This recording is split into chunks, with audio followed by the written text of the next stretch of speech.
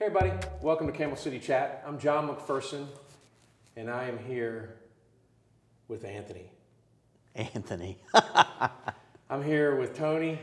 Tony Harrington is the president of the North Carolina Realtors, and 55,000 members.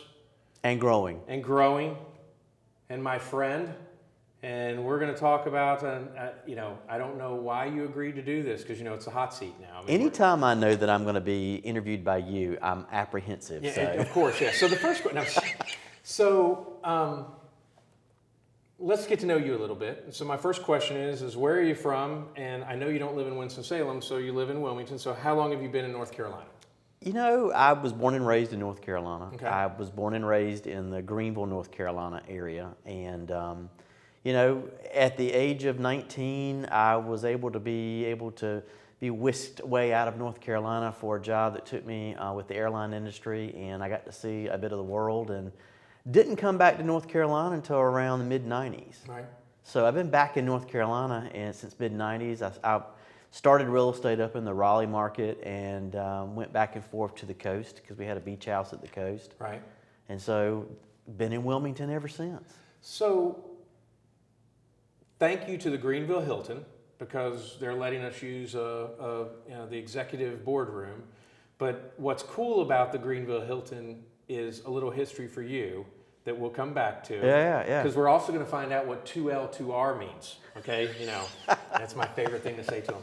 So, all right. So you live, you're married. You live in Wilmington, North Carolina, and so what's your favorite thing to do in and around Wilmington? It's funny because those of us who live at the beach, we love the beach, but we stay away from the beach. July 4th week, you guys are finding any place else. When we know that there's going to be a horde of everybody coming into town, we just kind of stay away from it all. Right. So, but we're just home folk. We love good restaurants, good food in town, and just doing around, putzing around. I think I'm a workaholic, so I spend most of my time at work instead of doing anything fun. I know I need to get a life. Right. Yeah. So it's You collect art. Love art. Yeah.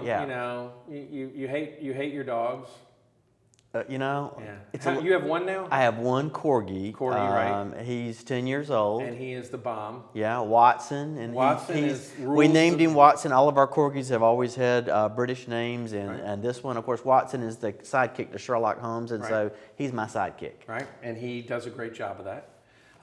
We'll come back and talk about all your business stuff and all that stuff, but so tooling around, now then this, and I don't want to get you in any trouble, but can you name your favorite place to eat in Wilmington?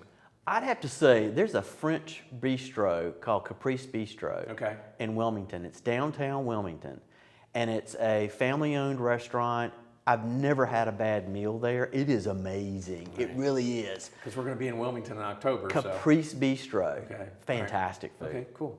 All right, so I know a lot about you, but I want to get you to...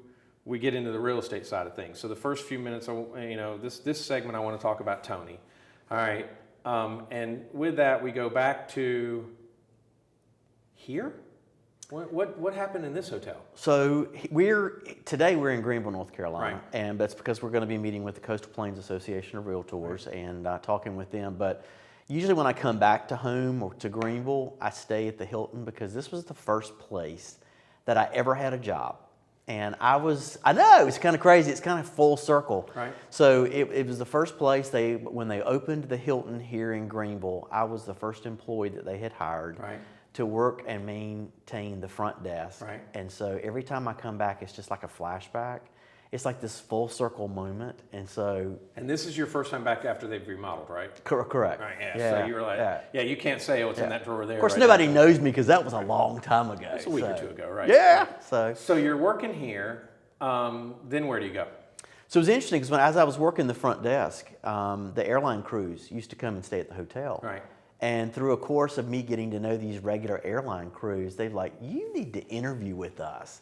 And so before I knew it, they flew me up and I interviewed with Piedmont years ago. So you flew to Winston? No, I was out of Charlotte. Okay, so Charlotte, okay. So I flew Piedmont Airlines out of Charlotte and took me away from Greenville, and the rest is history.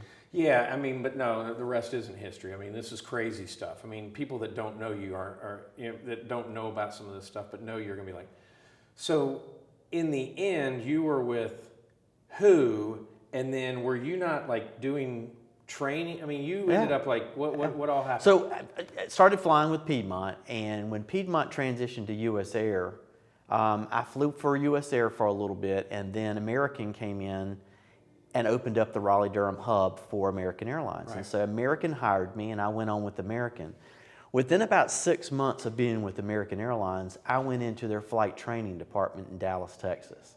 So I headed up the flight attendant training program for American Airlines and American Eagle at their Dallas corporate headquarters. Okay. So did that, trained for years. That was fascinating. I mean, we had classes of 100 flight attendants start every week for 6 weeks rotating. So it was just a constant barrage of people coming in. Loved it, did training for years, decided I wanted to transition and moved to New York City. Flew for a while out of New York City, and then before I left American Airlines, I was managing international flight bases. And so I was temporary base manager for Boston, Miami, New York Kennedy, and then my last job was managing the Raleigh-Durham International Flight Base for American Airlines before I retired. Okay. All right. Retired in my, Right. 30s? Right. Yeah. You wanted to do something different. Right. Yeah. So it's interesting to me because with real estate, I think the general public doesn't understand that like you have a person that is on your administrative staff or runs your office or whatever. You have one at the different offices, and we'll get into that. But if you don't sell anything, there's not somebody paying them. Especially if you're like I'm with Coldwell Banker, and you have a small firm that is the Property Shop International. I mean, it's a great firm. But my assistant, the only way she gets paid is if I sell homes and I'm able to pay her. We're independent contractors. What is it? We eat what we kill. Yeah. But it's interesting to me because in the flight attendant industry, don't you go to the training and you're not paid or something like that? Or what, you get a stipend, but until they hire you, you're really, it's interesting. Well, from the day that you get hired, you become an employee, and you actually do get a guarantee each month. And so, gosh, it's been years since I've thought about that, but you get a guaranteed flight pay for so many hours. And even the training though, during training, you don't get paid. That's what I thought. Yeah, I mean, wow. You got to pass training, and that's tough. Oh yeah, I mean yeah. That's tough. I mean, it's there's a lot of memorization. When I had to remember every airport city code on the globe, that is complicated. But I can now spit out usually, and don't test me. But but I can. We had to remember a lot of things: evacuations, medical procedures. There's just so much technicality that goes into it. Well, one of the things that I think you do now probably would have been great if you did it before because of the way the industry's changed, but unruly customers is an unruly customer when you were doing it is different from an unruly customer now. Right. And I mean, we deal with, in our real estate career, we deal with all kinds of balls in the air and trying to do that, but that's, you got any cool... It was perfect training for me to know how to deal with you as president-elect of NC REALTORS this year. Oh yeah, we haven't talked about that yet. But no, I mean, you deal with a lot of personalities, as I continually say all year long, there's a lot of personalities. I mean, it's what makes you mad may be something that doesn't make anybody else mad, and you've got to understand that you can't do that. Like if I'm eating back in the bay and someone throws trash in it and I get upset at that person, 9 out of 10 people wouldn't get upset about that. It's a different world. I mean, I remember back in the 80s when I started flying, there was a polite atmosphere about flying. It was still, you dressed up to fly, and you enjoyed the process. And over the years, just the evolution of the way that it's changed, it's just a whole different, it's a whole different feel. I ran into somebody yesterday that I was talking to. Actually, I was at the Topsail Association of Realtors yesterday, and I ran into an individual that flew it with Piedmont, and when we found out that bond, we started talking about it, and she's like, Tony, I don't even want to fly now because it's just a whole different feel. It's not enjoyable anymore. And I'm like, well, you have to make what you can out of it, but it's a different feel in a world now, you know? I'm trying anything I can do to make sure I get into a lounge whenever I'm in the airport so that I can just go straight to the gate and get on the plane. Yeah. It is totally different. Right. So we got a few more minutes. I want to hit on a couple things there and then we'll take a break. But I guess, have you got a good flight story? Anything good like that? You know, a celebrity maybe, something like that? You know, I had a lot of celebrities. Okay. So when I flew from New York, I did a lot of New York to Los Angeles transcontinental flights. Okay. And so there was always the movie stars and the actors. Yes, for the Tonight they were going Show back and forth. Right, yeah, they were flying constantly, and of course they wanted to be under the radar. Right. I had Dolly Parton. I had Quentin Tarantino. Okay.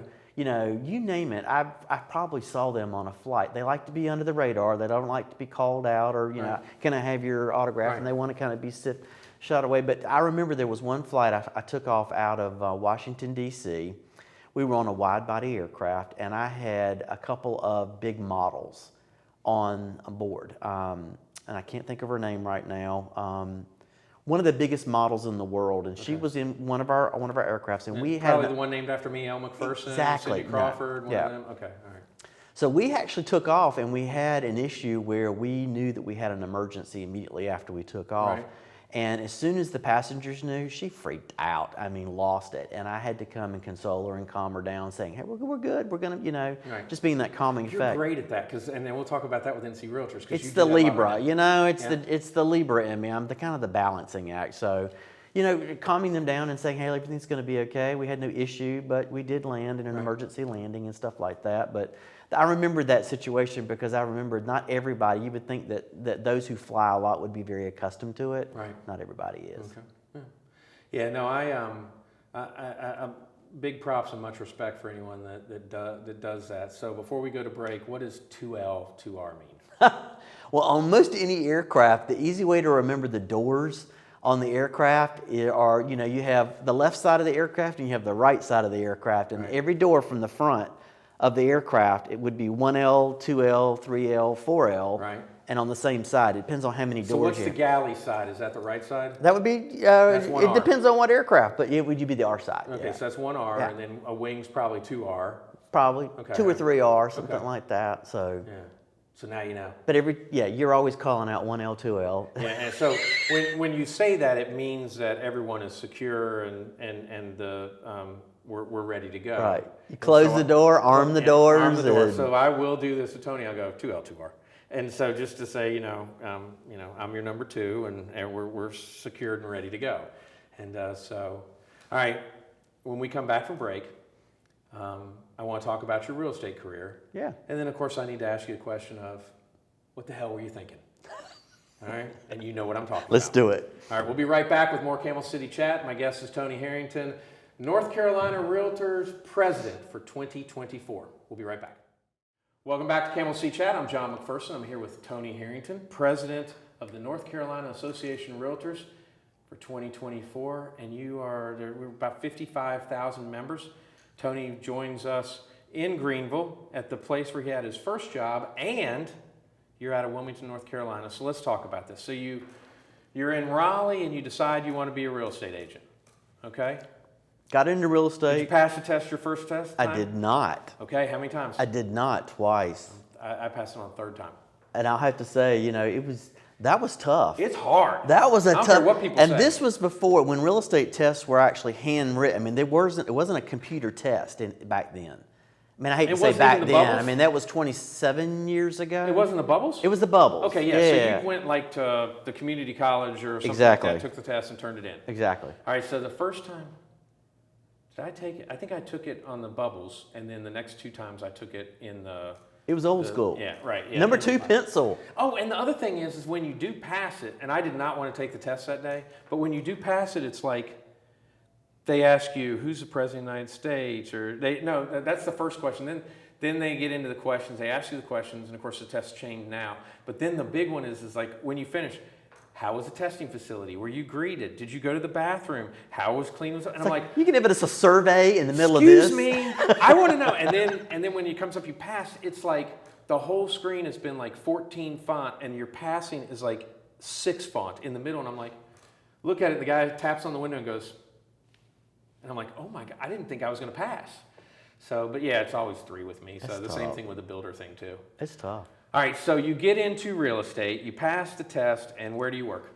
I started in Raleigh, and I started with Coldwell Banker, Howard Perry and Walston. HPW. We were Better Homes and Gardens in Okay. the day when I first started, and yeah, I was in Raleigh, and I did new construction. I did inside the Beltline stuff in Right. Raleigh. Really loved it. Really Okay. loved it.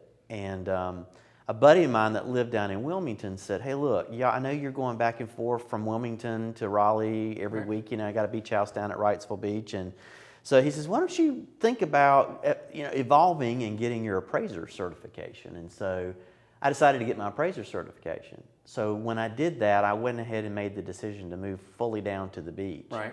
And started working with him. Okay. He was an appraisal firm that just happened to do some real estate on the side. Right. And so I kind of focused on the appraisal side for a few years because I needed to kind of hone that craft. Right. And then started getting back into residential real estate. And so after a while, I started getting the itch, and I was just like, I want my own firm. I want to be able to create and have the dynamic that I want to create in Wilmington. And so I opened my firm about 15 years ago. The Property Shop International. Yep. Something that you don't care about, economic development or global real estate, right? Right. Yeah, right. Yeah. Okay. So we're going to come back to that. I mean, Okay. there's so many things to talk about. So you open the firm. Now you have 2 locations now, I do have 2 locations. right? I have, and then you have how many agents working with I you? have 18 brokers now. Okay. Yeah. That's Yeah, amazing. Yeah. And yeah. They're just diverse, Right. They're a great group of individuals. Everybody has come from here or there. Right. There's a great diversity of experience in the office, and so it's just one of those things. I really enjoy going to work and seeing everybody. How hard is it as an independent firm? It seems like we've gone through the period of where everybody was a big firm, and then a lot of people have started their own shingle. And then, I would put you're not started your own shingle, and I wouldn't say you're a large firm, but you're in that niche. And one of the things that makes you, successful is you are an appraiser. You have a phenomenal staff. Yes, I did say that about all of you. Even your 2 office managers are nice.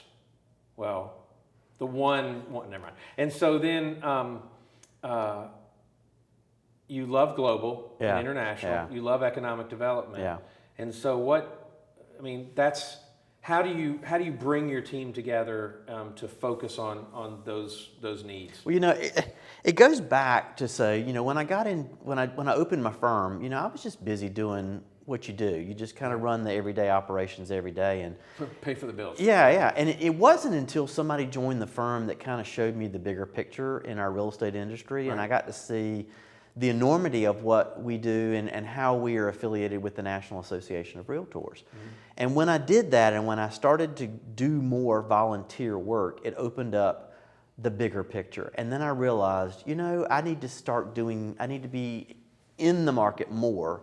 I need to be touching base on all of these different things that are going to grow a better awareness for my brokers and for myself in the industry. And so, one of the first committees that I got on when I started volunteering was economic development with NC Realtors. And I knew nothing about economic development. Most people don't. You want to keep us out of doing economic development because you want to leave that to the professionals. Yeah, when you're sick and I have to go to a meeting and I don't know anything, I mean, thank God I have a fraternity brother that's in economic development. He was able to tell me like 3 things so that I could walk up to the head of EDP NC and go, hey, congratulations on those wins. By the way, Ken McFadden told me that because I don't have a clue what the heck's going on. Yeah. Yeah. So, you just kind of slowly, as you do more and more of it and you hear more and you're more involved, you start getting more involved and you get engaged and you start volunteering in those arenas as well. And so when I did that, that's when I started to evolve our firm into being more globally aware and more economic development aware of industries and investments that are coming into our region. And so, as it stands now, you made one of the smartest and dumbest decisions you've ever made in your life about 2 or 3 years ago, or 2 years ago. And much like I think in my own life, you had a past president that told you, hey, this is what you're going to do. Because I remember the first time you and I talked about it was, 2019 in the Sheridan in Raleigh up there where they now have the little vendor booth. And what are you doing, Tony? Well, this is one thing. Well, okay. Good luck on that one, because there's no way I'd ever do that. Yeah. So you made a decision after your involvement to run for president of NC Realtors. No one gets into this in volunteering thinking that you are going to be doing something at a higher level. You just think that that's never obtainable, not that you're even focused on it. And it just happens that as you get into volunteerism, especially in the realtor world, the more you do, the more you want to do, and the more you want to see. And then before you realize it, you're in a position where you feel like you can make a difference. It's a triple threat. Correct. And so with it being a triple threat, the first thing that happens is that you have your local association. And so with that local association, you can get involved in the community service thing. And then after that, what happens is you go to the state association. And when you're in the state association, what happens is you get involved in the communications committee. Right. And then finally, then it's like, oh, maybe I'll apply for a national committee. Right. And so obviously you've done all three. Correct. You served as your president of the I was COVID. Cape Fear Realtors. Association of Realtors. We were both COVID presidents. Mm-hmm.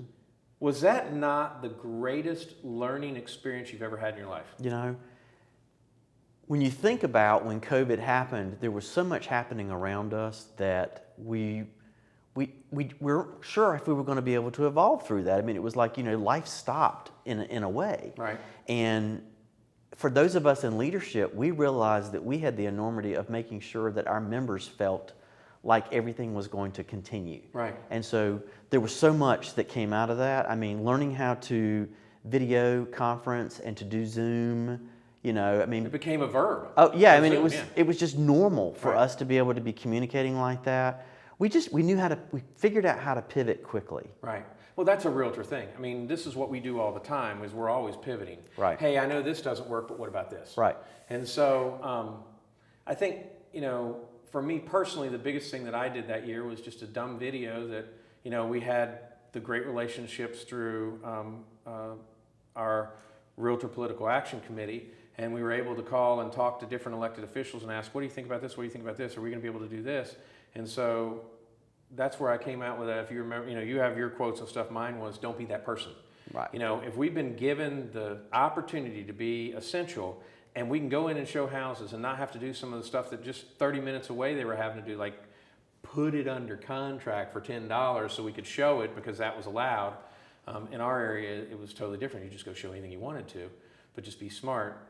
So with you in Wilmington, I mean, you guys, I think, were the same as us, where it was just like, be smart. We've been given a gift here. Don't mess it up. And I think it allowed us, and please agree or disagree, it allowed us to interact with people totally differently. Absolutely. And, I dare say, I think it allowed us to get a little bit even more under the surface with people. Right. Because everyone was scared and right. everyone was, right. willing to work together at that point. It was a time where we as an industry needed to be able to be calming to our clients, customers, and consumers. And it was the one time that we actually needed to go to bat to make sure that the economy in North Carolina, as well as nationally, was going to continue. Real estate and real estate investment is one of the biggest drivers of the economy. And so we quickly found out that we were not going to be an essential service, and we were not going to be able to do real estate transactions during that COVID period. Right. And it was because of our advocacy that we did that we were able to be deemed essential services. Right. And so the economy continued, and our clients and customers that were already working through real estate transactions were able to continue with that.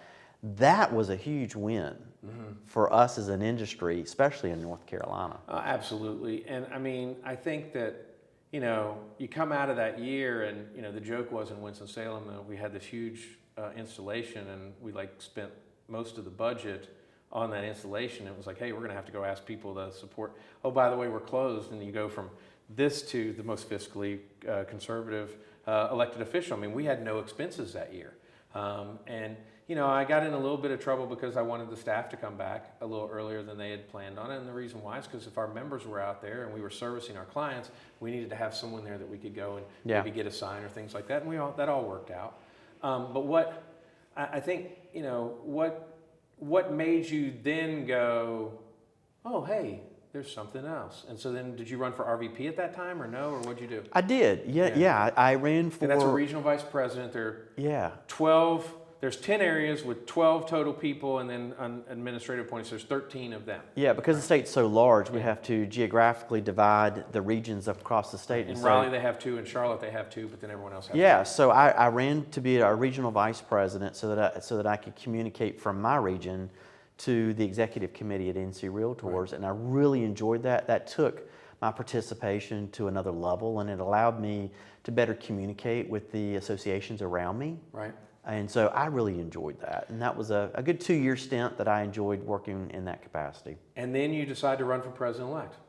It just evolved. And no one ran against you. I'm sorry, I'm not even going to go there.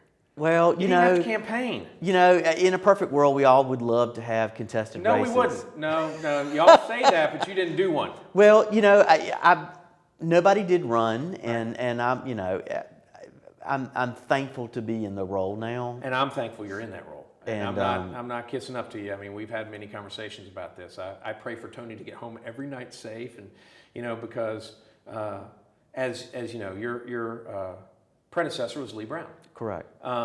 Lee is the Pied Piper and can pick up a microphone and talk about any subject, and it makes us go, how did she know that? Right. And you were so concerned about that. Right. And then all of a sudden now you're doing the same thing. Well, it's interesting, because nobody knows everything about everything.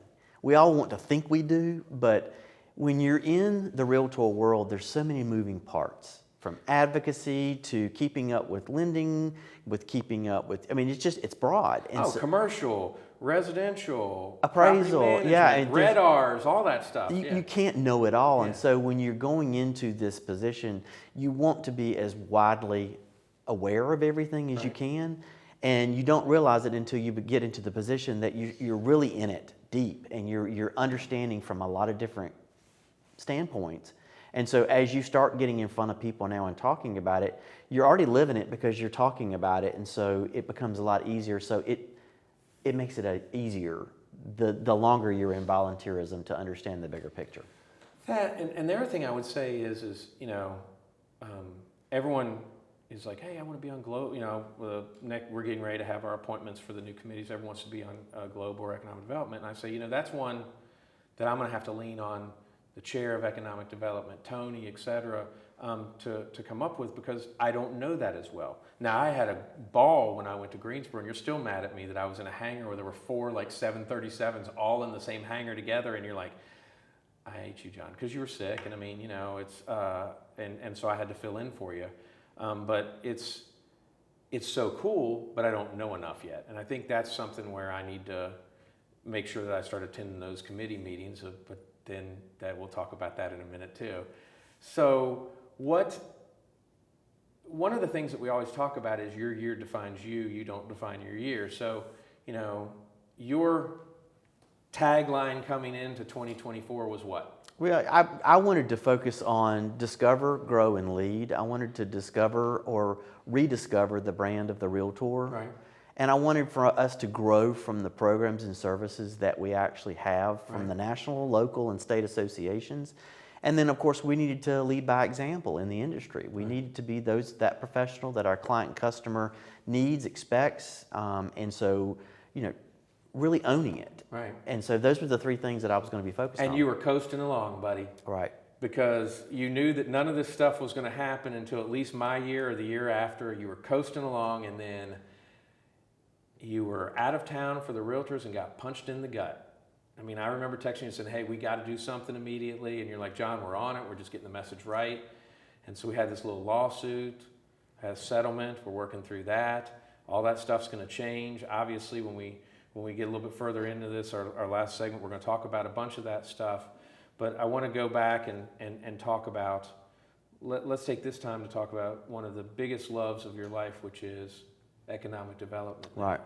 So let's talk about that. Then I want to talk about global, and then I want to go into a break, and then we'll talk about the realtor world Yeah. where we're going.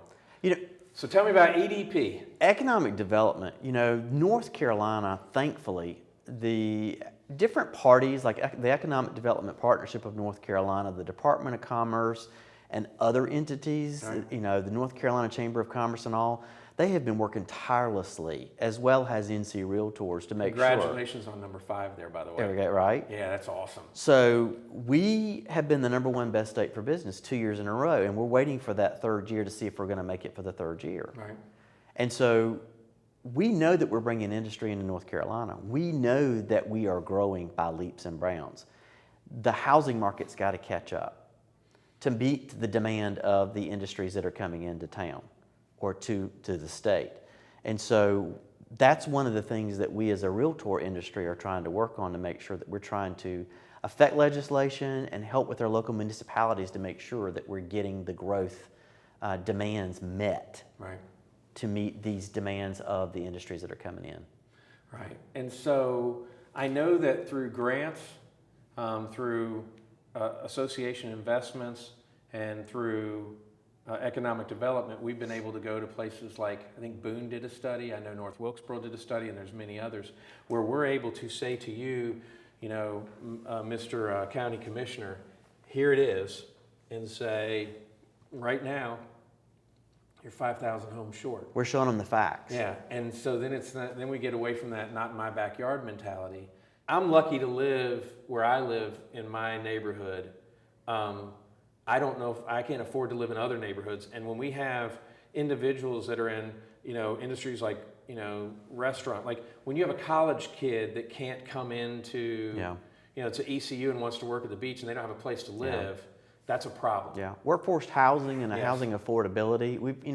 Affordable housing term has been more workforce housing because, we realize that our city centers were built out for the most part, and the pricing that's happening in our city centers is so unobtainable for most that the peripheral locations of any city center are where people are going to, and you're having to travel further out. And sometimes the further out that you go, it makes it even more less affordable because of transportation costs. Right, yeah. And see, that's the problem that I'm having with. I don't want it in my backyard, but then I expect for there to be a waiter or waitress. I expect for there to be someone, that is in the service industry. And it's like you're moving all of that segment of our population out of your community. Right. Which that then also is, changing makeups from income to whatever. Right. And I mean, we have to understand, we've got to build affordable housing, and we don't call it affordable because then people think, oh, well, it's something bad. We've got to build workforce housing that allows somebody to come, live in our community, contribute to our community, pay taxes in our community, and be able to achieve. Because I live in a county, Forsyth County is one of the, if you're born and poor in Forsyth County, you may die poor in Forsyth County. And I mean, it's behind many, I think it's last. And that's scary. We can do better. The key is, when we're looking at these new developments that could potentially be built in communities, we need to have a diversity within the community. And that's one thing that we as a Realtor brand have been working on, to make sure that we're trying to work with our legislators to say, hey, look, why can't you, builder developer, have a community that start with some workforce housing within the development, and you can have evolutions of different price points within your communities. Right. That way you're building into and possibly have some tax breaks or some incentives to allow you to do that. And so that's one thing that we're trying to work on. And Lou Baldwin's doing something like that in Winston right now. Correct. All right, I had to say his name once. Right. Right. But I mean, when you get into alienating people based on their income, but yet still expect services, you're an idiot. Yeah. And so before we take a break, you mentioned something that is just near and dear to both our hearts, and that's DEI. Why? One of our past presidents walked into the room and said to me, he goes, about 10 years I walked in here, and I may have been like one of 5 people of color that were in this room. And I look in this room, and this is my association. Mm-hmm. We have such diversity from race, religion, color, national origin, age, status, sex, gender, identity, everything. Why is that important? Oh, it's key because, especially in the real estate industry, we need to be a picture of what our communities are. Right. And if we are not, then we're not doing a service to our communities. And it's been amazing. I mean, in just the past 5 years to see the diversity and the makeup. And you know, when we define the word diversity, it is broad. It's not about color, race, sexual orientation. It's also about awareness levels. It's about older, younger. That's huge. Male, female, black, white, gay, straight, Hispanic, Asian. I mean, it is a full spectrum of everything. Right. And so we represent that in our realtor industry. And what's great is that just last week we had our realtor meetings in Raleigh, and I had a member come up to me and said, you know, for the first time I feel like I have a home. I felt like I just didn't fit because I was scared to be myself amongst other leaders across the state, and that was an eye-opening experience to know that our industry has made that change. It's all about inclusion. Right. I want everyone to feel welcome at the table. Right. And then, you know, we are so lucky. We have so many people that can bring a different perspective to things. And then we're also lucky in that our industry has noticed this, and we have the National Association of Real Estate Brokers, which is building black wealth and the 5 pillars. We have the Women's Council. Correct. We have the Asian Real Estate Association Brokers. of America. Yeah, and then, you know, we have the Alliance. The Alliance in addressing, you know, gay, transgender, all LGBTQ+. All that. Thank you. And, you know, it's like when we did committee appointments, how hard do you think it was for me to have the guy that was head of the Alliance be the chair next year of diversity? I mean, it's a home run. The Alliance having those individuals who are working with the peripheral affiliations being at the table for our NC REALTORS State Association is key. And the biggest thing that I've learned through all of this, and I learned this when I was at Winston-Salem State, is, you know, we're taught not to see the differences in people and just treat everyone the same. But I've learned you have to see the individual as the individual. You have to see the individual as the individual and understand what they're going through. Right. So. Right. All right, let's take a quick break, and we're going to come back and talk about real estate and everything that's happening. Let's okay? do it. We'll be right back. Welcome back to Camel City Chat. I'm here with Tony Harrington, the 2024 president of NC REALTORS, and we've been talking about a whole bunch of things, but let's get to... We've gone the gamut so far. I know. I'm trying. I told you. You know, Gloria on Modern Family says, you know, there is a difference. What is a realtor, and why is that important? Okay, that's a good question. Okay. You know, in North Carolina and any state, there are real estate agents. Right.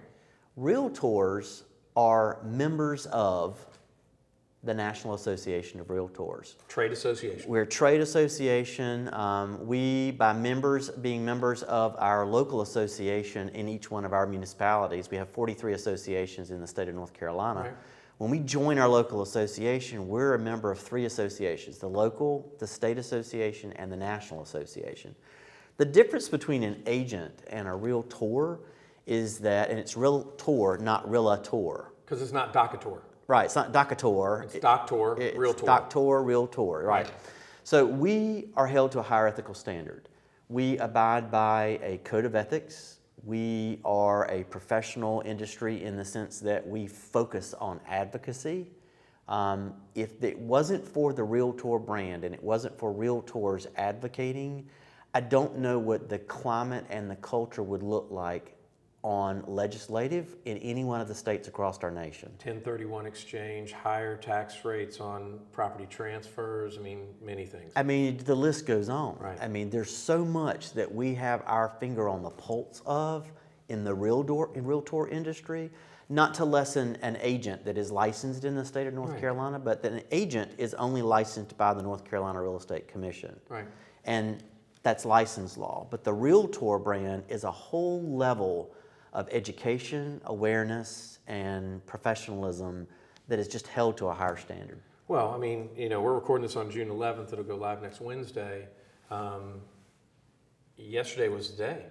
Yesterday, we have to have education. We have to have continuing education done every year, and the 10th is the cutoff date to make sure that we have our June 10th, continuing right. education And so done. you have a broker in charge Yep. that you have to take, which is a 4-hour class, and if you aren't broker in charge or BIC eligible, then you take the mandatory update, and then you get to take elective. So there's 8 hours.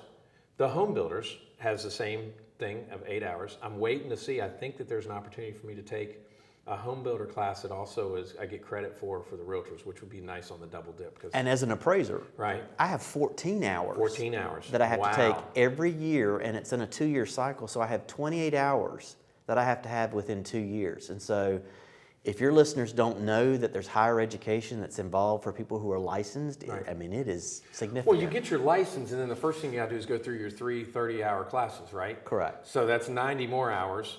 And then you're what's called a provisional broker through that. And then once you get those done, we've moved that up with our Realtor Association has a great relationship with with the North Carolina Real Estate Commission. Correct. And so we work together and say, hey, what about this? And they say, well, what about this? And that's some cool stuff.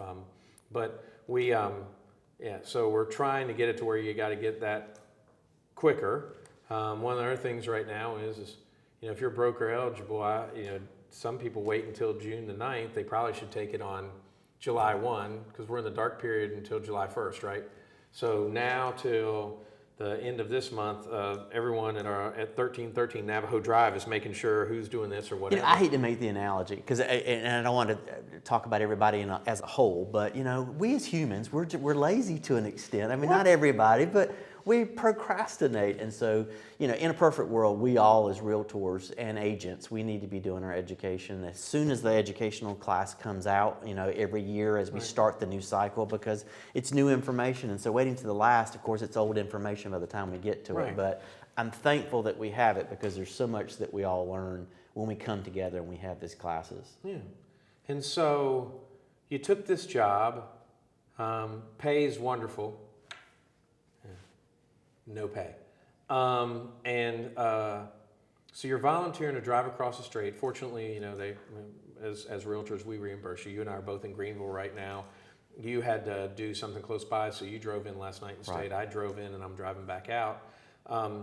So really the biggest things are time. Both of our spouses think we're crazy is whatever word you want to put in there. Why are you doing this? So why do you do it?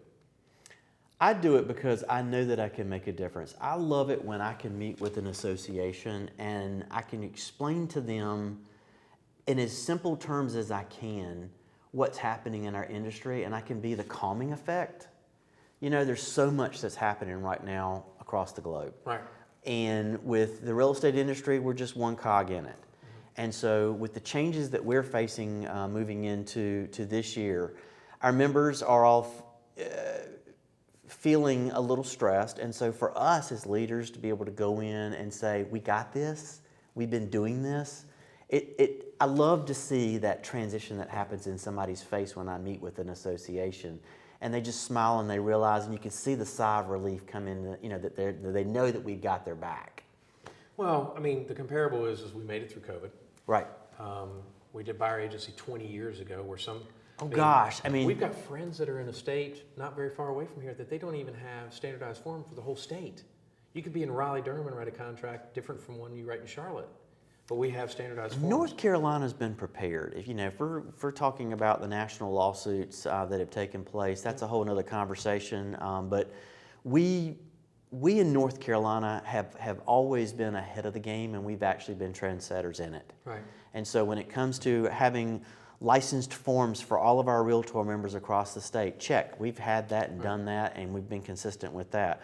For us to have had both listing and buyer agency agreements for both of our clients to make sure that we're having transparency on both sides of the transaction, check. We've had that for buyer agency for more than 20 years. Right. Some associations across the nation have never had buyer agency. And they're calling us and asking, could you how do you do it? Right. How do you do that? Yeah. Right. And then, then some of the other benefits, we've got the legal hotline, which is an amazing thing. You have a little issue, a question, you can call. We've got a legal hotline. They call you back the next day. We've got the tech hotline, the standardized forms, and then, discounts on different things. And that's one of the, that's for the people that why I have to be a member of that. Go ask an attorney to draw up a legal contract and see if you're going to pay less or more than your dues. Right. All right, so we touched on that a little bit. We've got, so there's a lawsuit that happened in Missouri where the sellers didn't feel that they should have paid the buyer's agent as much or that they couldn't negotiate it or whatever. And so that became a class action lawsuit. And we lost. So when it comes to the settlements, for non-realtor members that hear about this, they don't understand the complexities of it. And this was a consumer-based lawsuit that started. And ultimately, through the course of the National Association of Realtors stepping in to work on trying the case as it was brought on, we lost the case, but it was because we were unable to give all of the data and the information that we needed to be able to really prove our case.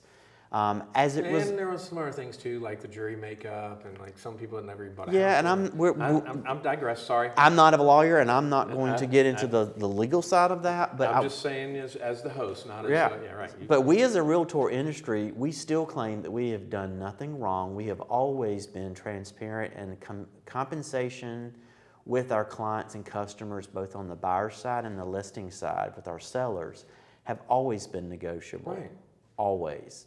And we've got the Department of Justice that has some concerns, and we had an agreement with them, and then they've changed to where we don't want to have the agreement, and this is on the national level. So we're fighting all these different things, and to be in the industry, and I'm 21 years this year, you just feel attacked.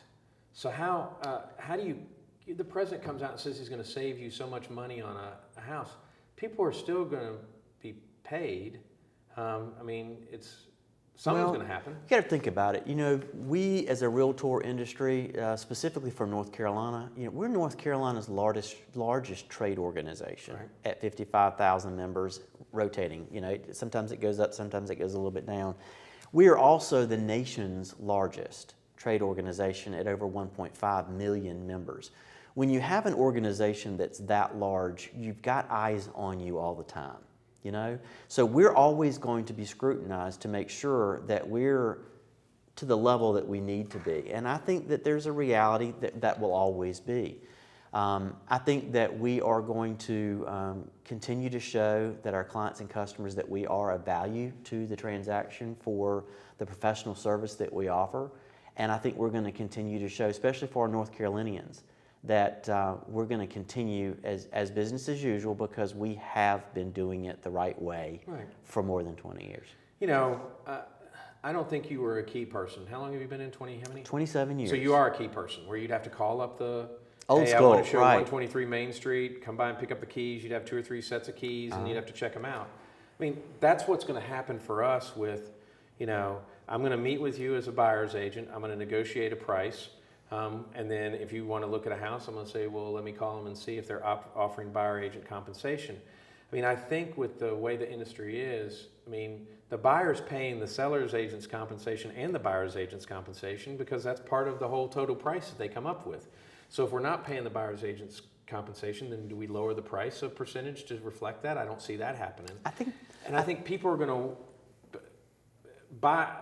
The thing that irks me the most, and this goes back to some of the things we talked about, is you are completely and utterly screwing people that don't have enough money and people that may not be able to afford a house or things like that now, because it was all built into what the price of the house was. And I think in a couple years they're going to go, oh my gosh, what have we done? Because we're going to see those protected classes ownership drop, or those those that are financially challenged drop, because of the fact that, they don't have the money to buy a home. Or they're not going to be represented properly, and they're going to go into a showroom, buy a house, and then they're going to forget, because when the new home builder builds a home and there's an issue, they call you or I, and we get on them and get it taken care of. No one's going to listen in some cases. I think the most important thing right now is that we continue to share with our sellers when we're doing a listing appointment the value of having a buyer's agent represented on the other side of the transaction. Mm-hmm. To not have somebody represented doesn't do that buyer client justice. I don't care if that buyer is a seasoned buyer or if they're a first-time home buyer. There needs to be that professional representation on that side, and so we need to be having those conversations with our clients and customers. It's a transparency thing, and so to not have that coverage of representation, it does affect affordability. It does Quickest way to affect realtor jail, too, negotiated. yeah. So it's key that we make sure that we are having a deeper conversation about the value of both sides of that transaction. And I think the thing that has come out of it the most for me was when we were in DC in May. It's obviously important enough to the Veterans Administration that they allowed for compensation to be paid, which, when we used to sell homes to veterans, we would, I'm not going to ask somebody else to pay for it. I paid for the pest inspection because, they weren't even allowed to pay for that. So I just put it on my bill, whatever, and pay it. But, now a veteran buyer is able to compensate and get representation, where before we were there in May, they would have just had to not have representation because it wasn't allowed. Yeah, this is, for your listeners, this shows advocacy on what the Realtor brand does. Right. Every year with the National Association, we convene in Washington, D.C. And advocacy is of utmost importance to us. And what we have happen every year that when we show up, we converge onto the politicians and the legislators in ways that they have not seen. Every year it starts to domino more and more and in bigger topics and issues. This year, with everything that had been taking place on the national level, the VA and FHA were two of the topic conversations to make sure that we needed to have in front of our legislators. And because we came at them in force, they realized this was a big issue. Mm-hmm. And so we affected the change to make sure there was more opportunity for our veterans. Well, one of my favorite things to say to people is real estate is local, and so is your realtor. Right.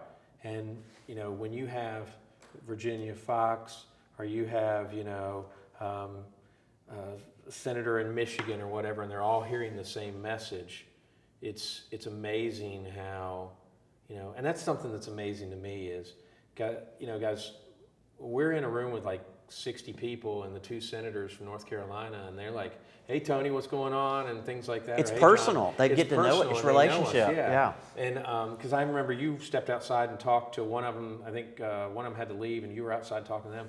The same thing happens in Raleigh. We just did that 2 weeks ago. And it's like, we had to ask several people to leave the History Museum because we'd run out of time. There were like 30 people that were still there talking. We had over 1,000 Realtor members on the day that we met with our politicians and our legislators. We were busing them in from all corners of the state. Right. And so the legislature building was packed. And the home builders were there at the same time too. So they could not know the issues that we're having across the state. And we try to code ourselves. We all and we had fun swag this year. We had bow ties, ties, and scarves, and so and you heard the problem. We got to order more bow ties next year because they forgot that ladies may like the bow ties, and so they only ordered like 50 of them, and they're gone. I tied a bunch of bow ties on some ladies because they wanted a bow tie. Yeah. So we I think we're working on next year. You're going to like it. Okay. That's I think before we go, what are you most proud of this year? I am proud that our Realtor members across the state have bound together and realized that we are in this together and that they and we all own it. And we need to make sure that we are truly, truly sharing the value of the Realtor brand. And I think one thing that your listeners will probably find very interesting in it, and within the next couple of weeks, they're going to see it from one corner of the state to the other. Here we go. But there is a statewide campaign that will be going to consumers, and it'll be explaining the value of the Realtor to our consumers across the state. So good. South Carolina asked if they could jump on board too. So now it's North and South Carolina. Correct. And this was something that you had as a vision in your year. This is something I was excited about because from home builders, they did the do business with a member. I wanted people to understand the value of working with a realtor. And when you see, who was it that I was just talking to recently? They, it was Brooks in Winston-Salem. She's the one that she went to go have a home inspection, and the chandelier had water running down it. She turned the water off. Went to her house, got her own stuff, and was sweeping on hardwood floors, was getting the water out of there as quick as she can, called the listing and why are you doing this? Because if my people are buying this house, I don't want the wood to warp. Plus, we have a duty to other realtors, our clients, and our customers. Right. Yeah. Yeah. So our campaign's going to be Our Realtors Know. Right. And you're going to be seeing it on billboard, streaming, radio, TV, any form. Starting the mid of this month, you're going to be seeing it. And we urge your listeners to be able to dial in. Link it. Well, I'll get the website exactly from Chris, and we'll link it so that it'll be in the show notes. So that Sinclair out of Charlotte they do such awesome work. In fact, I don't know if you know this, but my assistant's niece works for Chris. Okay. Yeah. Okay. So great group down there, and they've done an excellent job with this. They did focus. I mean, it was like I thought I was like watching Haynes. I have a friend of mine that did that at Haynes Champion. It's like focus groups and just. Hitting it right on the head. Yeah, I'm excited. It's probably one of the things that I'm going to be most proud about that we did for our realtors across the state and for the clients and customers. The National Association members from other states are watching North Carolina, and we're being trendsetters in what we're doing to make sure that we're really showing our profession in a good light. Yet again. Well, I want to thank you for being here. Thank you. I'm excited that you're our president this year. I think you have done a spectacular job. I tell you that all the time. You put up with me. You can tell everybody I text you all the time and go, hey, what about this?